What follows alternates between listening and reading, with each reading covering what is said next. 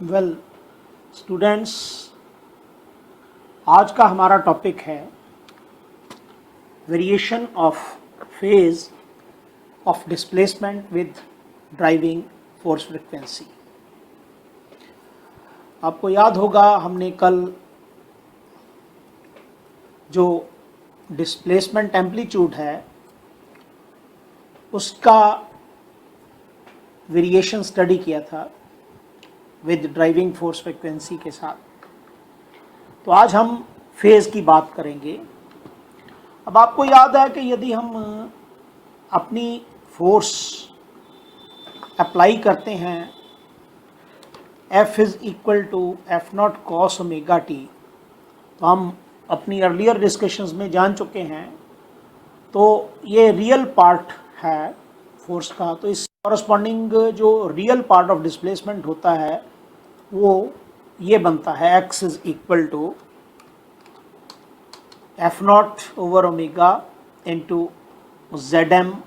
हम इसको ZM का मॉड लिखते थे, तो इसीलिए हम इसको ऐसे लिख सकते हैं ZM mod into sine of omega t minus phi.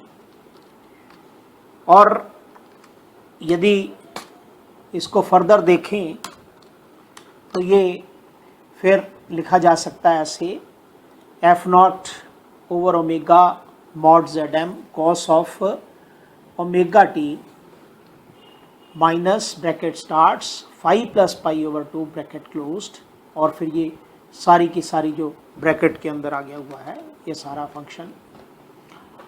तो आप सोचेंगे हमने ये साइन का कॉस क्यों बनाया। तो आपको याद होगा कि जब भी हम फेज डिफरेंस देखना चाहते थे तो यदि यहाँ फोर्स के केस में कोसाइन वाला कंपोनेंट है तो यहाँ भी हमें कोसाइन बना के ही कंपोनेंट को चेक करना पड़ता था। तो इसीलिए हमने यहाँ पर भी जो हमारे पास डेरिवेशन है साइन की उसको मैथमेटिक्स के फार्मूले के अकॉर्डिंग कॉस में कन्वर्ट किया, क्योंकि कॉस आप याद करो cos minus pi by 2 plus theta it is equal to sine theta. तो ये आपको पता है, आप मैथमेटिक्स में पढ़ चुके हुए हैं। तो ये हमारी जो इक्वेशन है ये लेक्चर 2 या 3 में है मेरा ख्याल, ये थर्ड लेक्चर में थी, हमने ये एक्सप्लेन किया। इक्वेशन नंबर 10 थी ये, तो वहाँ आप देख सकते हैं हमने इसको डिस्कस किया हुआ है। और यदि यहाँ पर हम फेज एंगल देखना चाहेंगे तो आपको याद होगा कि टेंजेंट फाई हमने आगे ही किया था, it is equal to omega M minus के ओवर ओमेगा और whole divided by beta. We call it equation number 2। तो इसका मतलब हुआ जो हमारे पास फेज की बात आएगी, बेसिकली फोर्स का फेज है ये वाला, यानी कि ओमेगा टी। यहाँ पर आप देख सकते हैं कॉस के अंदर वाली क्वांटिटी ओमेगा टी, और यहाँ जो डिस्प्लेसमेंट के केस में फेज की बात आई वो फेज आया ये आप देख रहे हैं, ये this is omega t minus bracket starts 5 plus pi by 2 bracket closed. तो इसका मतलब जो फेज डिफरेंस फोर्स और डिस्प्लेसमेंट में हुआ इसका जो फोर्स है, फोर्स का ओमेगा टी था, इसका omega t minus 5 plus pi by 2 है ये। तो इतना फेज डिफरेंस आया, ये वाली चीज़ जो है जो हमने डार्कन कर दिया, और ये नेगेटिव साइन के साथ आया क्योंकि ये माइनस है इसके आगे। तो इसीलिए हमने नीचे लिखा from equation 1 the total phase difference between the displacement and the driving force frequency is minus 5 plus pi by 2 and we call it as psi से मान लेते हैं मतलब। और फाई कैसे निकालना है, फाई यहाँ से इक्वेशन 2 से निकल आएगा। तो ये हमारा यहाँ पर मकसद है निकालने का। तो हम इसी से आगे बढ़ते हैं। यहाँ पर आप याद करो, हम पीछे भी जब ग्राफ बनाना होता था, क्योंकि हमने वेरिएशन स्टडी करनी है, तो वेरिएशन का मतलब तो ग्राफ बनाना है, तो ग्राफिकल वेरिएशन स्टडी करनी है, तो हम फाई यहाँ से निकालेंगे और नीचे जो साई है उसमें ये पुट करेंगे ये -5 + π/2 वाली इक्वेशन में, और यहाँ से हमें साई एग्जैक्टली निकलेगा। तो साई हम निकालना चाहेंगे फाइनली। तो यहाँ हम 3 केसेस स्टडी करते हैं। फिर वैसे ही आप याद करो केस 1 में at low frequencies that is omega is approaching 0।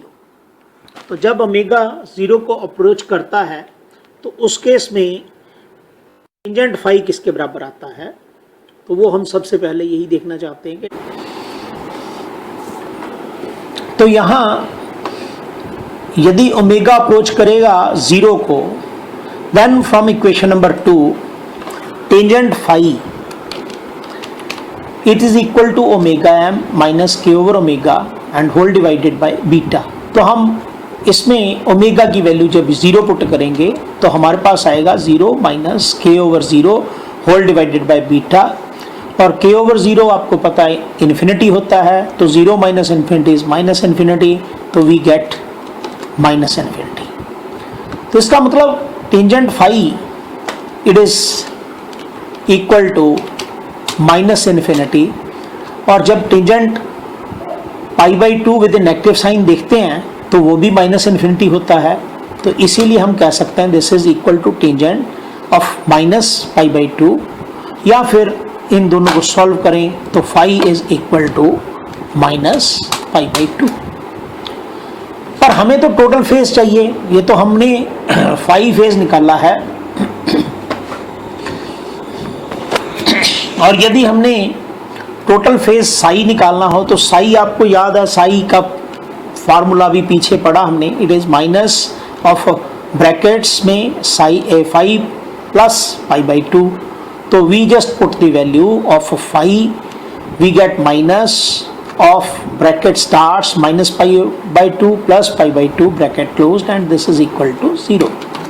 तो ये हमारा 0 आ गया। तो इसका मतलब है लो फ्रीक्वेंसीज के ऊपर displacement and driving force they are in phase with each other, क्योंकि फेज डिफरेंस है ही नहीं, तो सेम फेज है।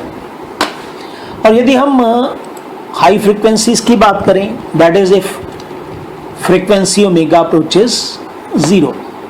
So in this case when omega approaches 0, then from equation number 2 जो हम पिछले हिस्से में करके हटे हैं, tangent phi is equal to omega m minus के over omega whole divided by beta, और इसमें हम जस्ट ओमेगा को इन्फिनिटी पुट कर देते हैं, तो इट बिकम्स इन्फिनिटी माइनस के over infinity divided by beta, और के ओवर इन्फिनिटी तो 0 होता है, तो infinity minus 0 is again infinity divided by any non zero quantities again infinity. तो इसीलिए हमारे पास tangent phi is equal to infinity. So this implies that tangent phi is equal to infinity and it can be written as tangent π/2, क्योंकि tangent π/2 infinity के बराबर होता है। तो इसीलिए फाई किसके बराबर आया, therefore we can say phi is equal to π/2। ये हमारा यहाँ कर्सर घूम रहा था, तो वहाँ पर हमने ये आपको बताया कि ये π/2 के बराबर आ गया। सो therefore टोटल फेज हमने जैसे पीछे बताया, total phase difference psi is equal to minus of bracket starts phi plus π/2 formula था, उसमें फाई की वैल्यू पुट कर दी, तो हमारे पास ये आ गया minus of bracket starts π/2 plus π/2 bracket closed and this is equal to minus pi. तो माइनस पाई का मतलब है लैगिंग। इसका मतलब हमने कहा कि हाई फ्रीक्वेंसीज के ऊपर जो डिस्प्लेसमेंट है, the displacement lags behind the force by pi radian. तो ये हमारे पास आ गया। अब इसके साथ हम करते हैं थर्ड केस। थर्ड केस होता है रेजोनेंस फ्रीक्वेंसीज, जो हम पहले भी कर चुके हुए हैं कि रेजोनेंस फ्रीक्वेंसीज के ऊपर ओमेगा एम बराबर होता है के ओवर ओमेगा, या फिर आप कह सकते हैं ओमेगा एम माइनस के over omega is equal to 0। ये हमने यहाँ 0 लगा दिया क्योंकि ये 0 के बराबर आएगा। So therefore in this case we get tangent phi. ये टेंजेंट फाई की इक्वेशन थी, it is equal to omega M minus के over omega and whole divided by beta, और इसको हम लिख सकते हैं 0 over beta and this is equal to 0। So इसका मतलब phase in this case phi phase is 0। So therefore total phase difference कितना होगा वो हम पहले ही कहा कि psi is equal to minus of bracket starts phi plus pi by 2। तो हमने उसमें फाई की वैल्यू पुट कर दी, phi is 0 in this case, तो this therefore it is minus of bracket starts 0 plus pi by 2 bracket closed and it is equal to minus pi by 2। So therefore at resonant frequency the displacement lags behind the force by pi by 2 radian. So यदि आप इन values को जानते हैं तो knowing these values we can plot a graph. So knowing the values of psi, a graph can be plotted between phase difference between displacement and driving force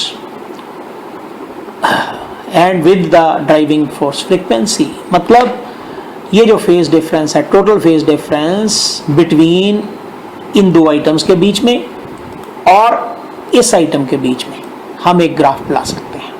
तो वो graph हमारा कुछ इस ढंग से आएगा। ये ग्राफ हमने बना के बताया हुआ कि ये यदि हम अलोंग एक्स एक्सिस आप ड्राइविंग फोर्स फ्रीक्वेंसी लेते हैं और अलोंग वाई एक्सिस आप टोटल फेज एंगल लेते हैं, तो उस केस में ये ग्राफ जो है आप देखें 0 से स्टार्ट होगा, क्योंकि जब फ्रीक्वेंसीज कम होती हैं, ये एक्स एक्सिस की और फ्रीक्वेंसी है ओमेगा जिसको हम बोलते हैं, ये लिख नहीं पाए हुए, तो यदि 0 फ्रीक्वेंसी होती है तो एक्स और एफ इन फेज होते हैं, तभी ये 0 पे हमने ये लिखा हुआ है x and f are in phase.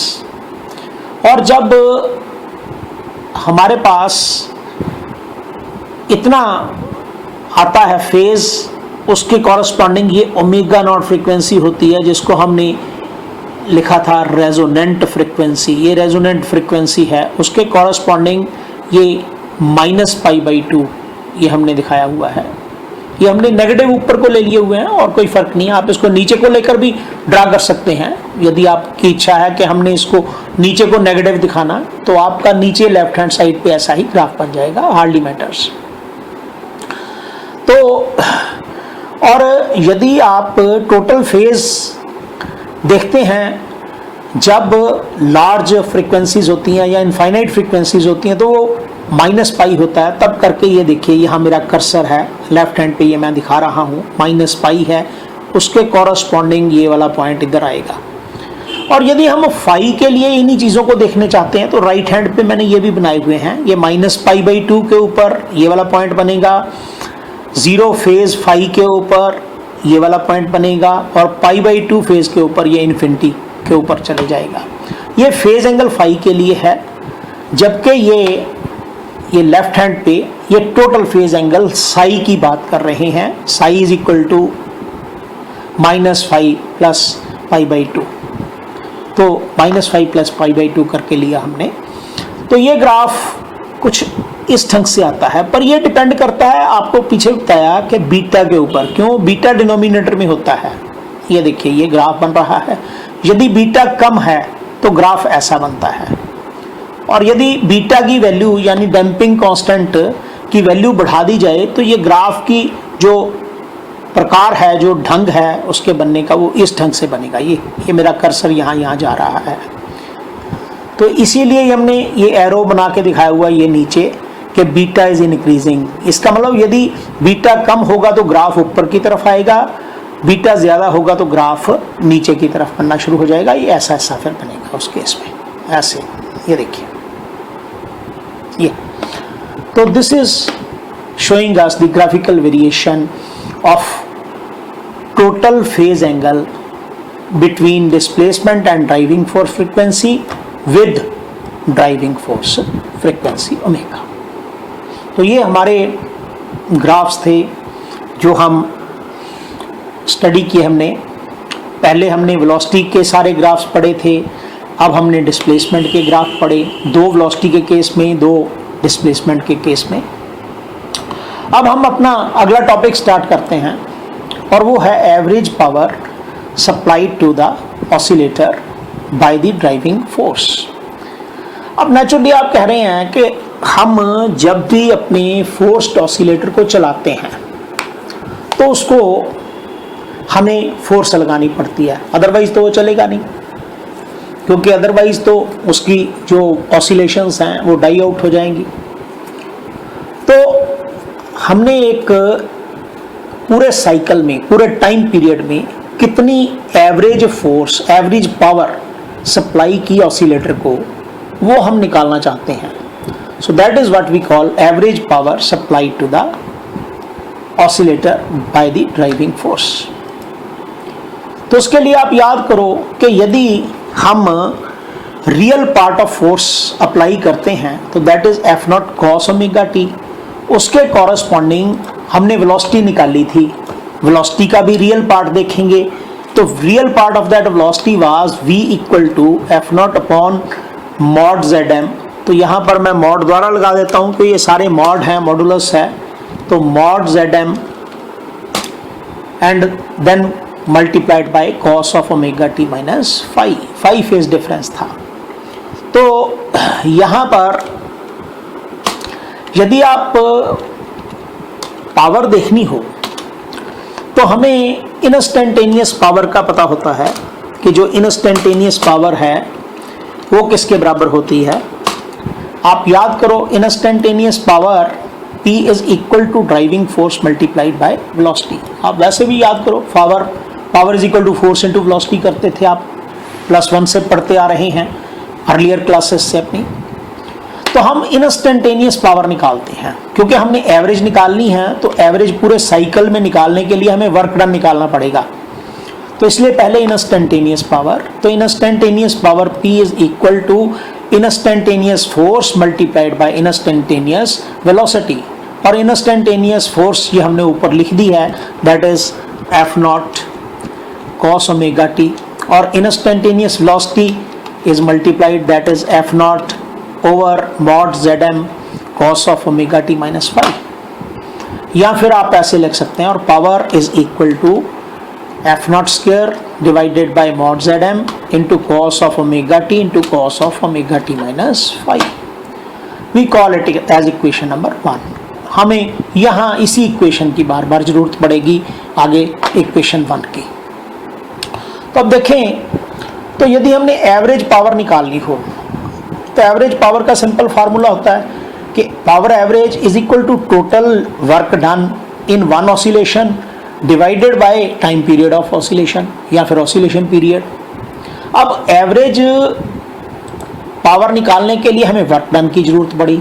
अब वर्क डन क्योंकि पावर बदल रही है, तो इसीलिए जब पावर बदल रही है, 0 से t टाइम तक पावर निकालनी हो, टोटल कितनी लगी, तो वो हम कैसे निकालेंगे, हमें निकालना पड़ेगा उतना वर्क होता है पावर गुना टाइम, और जब हमने टोटल वर्क डन निकालना है तो कितने टाइम तक निकालना, तो उसको इंटीग्रेट करना पड़ेगा। तो इसीलिए हमने ये इंटीग्रेट किया 0 to t p dt, ये हमें बताएगा टोटल वर्क डन 0 से t टाइम में कितना हुआ। पर हमें पावर निकालनी एवरेज, तो इसलिए total work done divided by total time, तो टोटल टाइम कितना था, वो था ये t। तो इसीलिए हमने ये ऐसे लिख दिया कि 1/t integral 0 to t p dt is the average power where t is the time period of oscillation। अब हमने p की वैल्यू पीछे निकाल ली है, इंस्टेंटेनियस वैल्यू। तो हम वो पिछले, मैं ये इक्वेशन बता देता हूँ, ये देखिए, ये इक्वेशन हमने निकाली इक्वेशन 1। इस वाली इक्वेशन में हम ये वाली वैल्यू पुट कर देते हैं p की। तो यहाँ पर जब p की वैल्यू पुट की तो p average is equal to, ये चीज़ें कांस्टेंट थी, ये f naught square over z m ये कांस्टेंट था, ये इंटीग्रेशन से बाहर आ गया, t as it is multiply हो गया बाहर, तो अंदर आ गया integral 0 to t cos omega t into cos omega t minus phi into d t. अब हमारा एम है इस इंटीग्रल को कैलकुलेट करना। तो इस इंटीग्रल को कैलकुलेट करने के लिए हम आगे बढ़ते हैं। तो फिलहाल मैं इसको इक्वेशन नंबर 2 2 लिख देता हूं रेफरेंस के लिए।